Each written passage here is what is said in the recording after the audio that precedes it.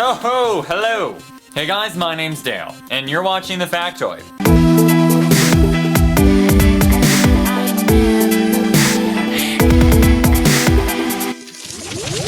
Soda. It's a weird little drink. I mean, it has pretty much no nutritional value whatsoever, though it is one of the most sought after beverages of all time. I personally don't really like soda at all. Soda. Though, it's a weird name if you think about it. Where I live in the United States, we call it soda. But in other parts of the United States, they call it pop or Coke. In Canada, and I would know this since I live right on the border, almost everybody calls it pop, which drives me up the wall, because pop. That's what you called your dad back in the 50s. But doesn't mean they're wrong. Because in the United Kingdom, they call it pop, or fizzy drink, or juice in Scotland, I've heard. In Ireland, they call it fizzy drink. In New Zealand, they call it fizzy drink and sometimes soda. In South Africa, they call it a cool drink or by its actual beverage name, which is probably the best way to do it. In Jamaica, they call it soda. In Belize, they call it soda pop or a soft drink.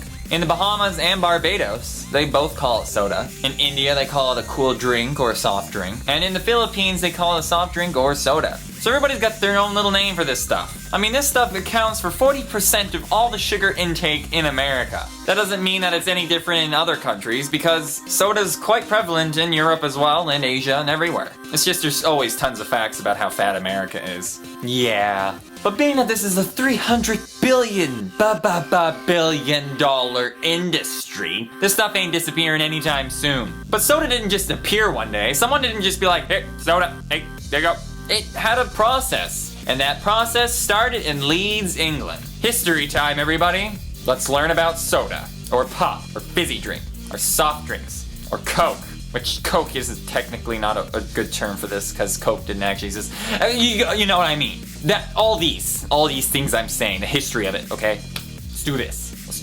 So in 1767, which yes means that the United States was not the first country to jumpstart this beverage revolution, a man of the name Joseph Priestley, who ironically was also a priest and he was a chemist. And a priest and a chemist is typically not two professions you picture any single person having in today's day. So good on you, Joseph Priestley. He found a way to make sparkling water. Now he did this by finding out that if you put water over beer that is fermenting, the carbon monoxide that comes off the beer actually causes the water to bubble, which is intense sparkling water. Back history on sparkling water, everybody thought it had healing properties. For whatever reason, the original way that sparkling water would be found is due to limestone depositing carbon dioxide in water that is rising to the surface. In turn, the carbon dioxide would be dissolved due to the pressure, but once it got released, it would cause the water to be bubbly and sparkly. If you want to call it fizzy, I don't know if it's fizzy, but it's bubbly. He found a way to harness this by putting sulfuric acid in chalk, which creates quite a bit of carbon dioxide. He captured this in a bag, and with water that was in a keg, he pushed and forced it in the keg with the water. So the carbon dioxide was in the keg. Put a cork on it, shook it up, and bada bing bada boom, he made sparkling water. Or as he called, soda water. So soda actually started with the guy who invented sparkling water. The whole formula and process was perfected in 1772, which is still before the United States even existed. Many entrepreneurs after this found a way to perfect this device and making mass quantities of sparkling water. John Matthews, a man from England who immigrated to the United States, and more specifically New York City, is what we call the father of soda water.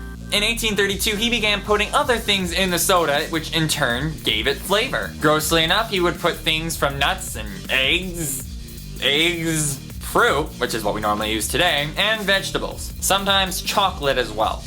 Chocolate soda. I think it exists, but that just sounds nasty. But when soda really got big was in the 1880s, especially in America. And if you know anything about the 1880s, that's when everybody was trying to find the miracle cure. That was before the Food and Drug Acts were passed, meaning that you could pretty much sell whatever in whatever.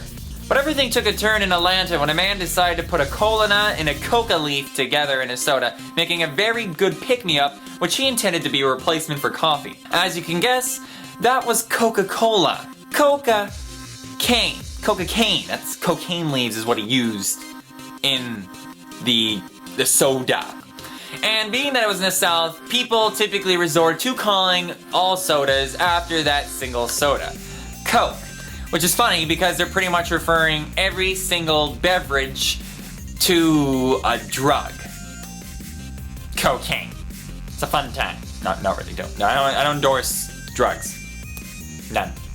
And later on, Pepsi, which was made from pepsin, which was originally supposed to help get rid of headaches, that was made, and then there has been a big soda war after that between Pepsi products and Coke products. Luckily, I don't really care for either. I like Nestea though. That's good. And I think that's Coke, or it was Coke, but then they made Fuse, and then that was just a mess. So I'm just an unhappy person right now. But nonetheless, soda is a term that was originally made for sparkling water, which in turn was involved into the flavoring process. So even though soda was sparkling water, when you put flavor to it, it was still called soda, just with a flavor. So in turn, that's where soda came. Fizzy drink came from the sound, as well as pop. Coke came from cocaine, and soft drinks came from it being not as hard as liquor. So in the end, who is right? Finland. Finland's always right. They are just perfect there. Just perfect. Call soda, pop, Coke, fizzy drink, juice, call it what you want. Because we all know what you mean. Unless you come to the United States and you ask for fizzy drink, and then we'll think you're crazy, unless you go to somewhere where they call it pop. But initially, soda is only popular because they sold it as a cure-all. And after that, it just became popular even once everybody figured out it wasn't actually good at curing anything, but instead giving you problems like diabetes. I'll stick to water. Thank you very much. I guess the question for me to you is what do you call soda? Whether it be in your native language or just your part of the world. Because I can imagine there are going to be some people like, I don't call it that and I'm from this country. Well, I apologize.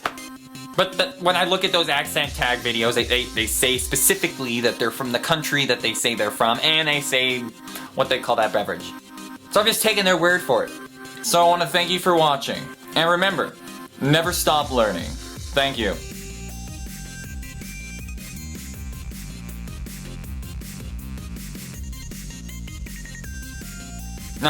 And by the way, it's called soda.